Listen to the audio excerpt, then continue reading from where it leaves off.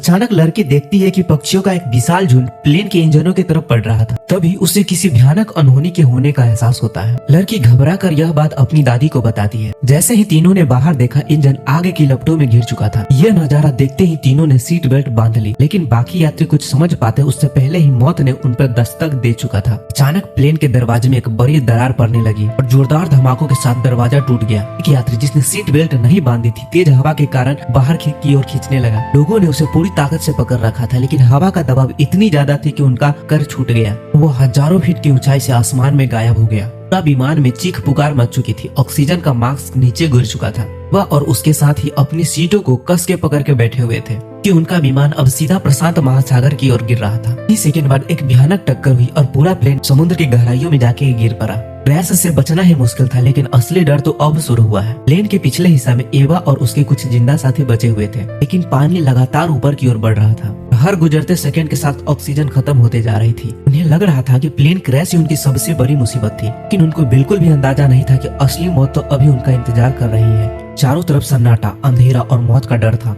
एवा का बॉडीगार्ड समझ गया कि अगर ऑक्सीजन का इंतजाम नहीं हुआ तो कोई भी जिंदा नहीं बच पाएगा। तभी उसे याद आया कि प्लेन में एक बीमार पैसेंजर के पास ऑक्सीजन सिलेंडर था। अपनी जान की परवाह किए बिना वो गहरे पानी में उतर गया। अंदर का नजारा रोंगटे खड़े कर देने वाला था। चारों तरफ लाशें पानी में तैर रही थी। आखिरकार उसे सिलेंडर मिल गया और वो वापस लौटने लगा, लेकिन तभी प्लेन के बाहर से एक विशाल और खूंखार शार्क उसकी तरफ बढ़ता हुआ दिखाई दिया। शार्क बिजली की रफ्तार से उसकी ओर झपटा। बॉडीगार्ड पूरी ताकत से उस शार्क से भिड़ गया। किसी तरह वो खुद को छुड़ाकर वो ऑक्सीजन सिलेंडर लेकर ऊपर की ओर पहुंचा। उसी जिंदा देखकर एवा और उसके बाकी साथी के आंखों में उम्मीद लौट आया। उन्हें लगा कि अब शायद वे बच जाएंगे, लेकिन अगले ही पल वही शार्क बॉडीगार्ड को पकड़ लेता है और वो पानी की गहराइयों में ले जाता है। यह नजारा देखकर पूरे विमान में सन्नाटा छा गया, जैसे सबकी सांसें रुक गई हो।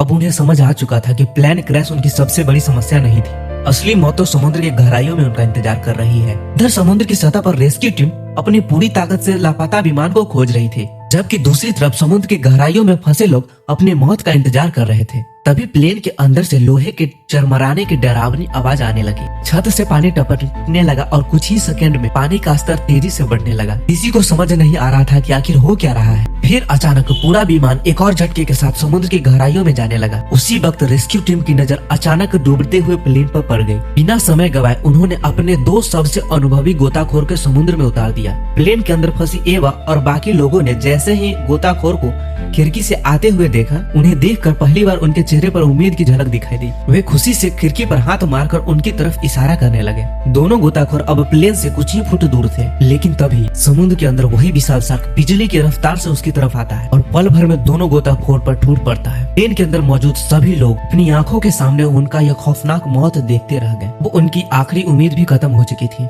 अब उन्हें बचाने वाला कोई नहीं था। लेकिन तभी उन्हें याद आया, अगर वे किसी तरह मरे गोताखोर का डाइविंग सूट और ऑक्सीजन सिलेंडर को हासिल कर ले तो वो खुद यहाँ से निकल सकते हैं। यह सुनते ही एवा ने बिना एक पल गवाए पानी में कूद पड़ी, लेकिन धुंधले पानी में उसे कुछ भी दिखाई नहीं दे रहा था।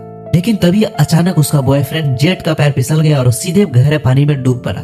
जेट पूरी ताकत से घबराकर ऊपर आने की कोशिश करने लगा। ऐसा लग रहा था कि अब वो बच जाएगा, लेकिन अगले ही पल वही खूंखार शार्क बिजली की रफ्तार से आई और जेट के पैरों को अपने जबड़े में जकड़ लिया। जेट दर्द और डर से चीखने लगा। एवा और बाकी लोग ने बिना अपनी जान की परवाह किए जेट का हाथ पकड़ लिया और पूरी ताकत से ऊपर खींचने लगे और किसी तरह जेट को वापस प्लेन में खींच लाए। लेकिन तभी वहाँ का नजारा देखकर सबके होश उड़ गए। शार्क जेट का एक पैर पूरी तरह चबा चुका था। चारों तरफ खून फैला था और जेट दर्द से तड़प रहा था। एवा और उसके साथी जल्दी से घाव बांधना शुरू किया ताकि किसी तरह खून का बहाव रुक जाए। जेट की हालत देखकर अब सभी समझ चुके थे, अगर जल्दी यहाँ से नहीं निकले तो अगला शिकार उन्हीं में से कोई एक और होगा।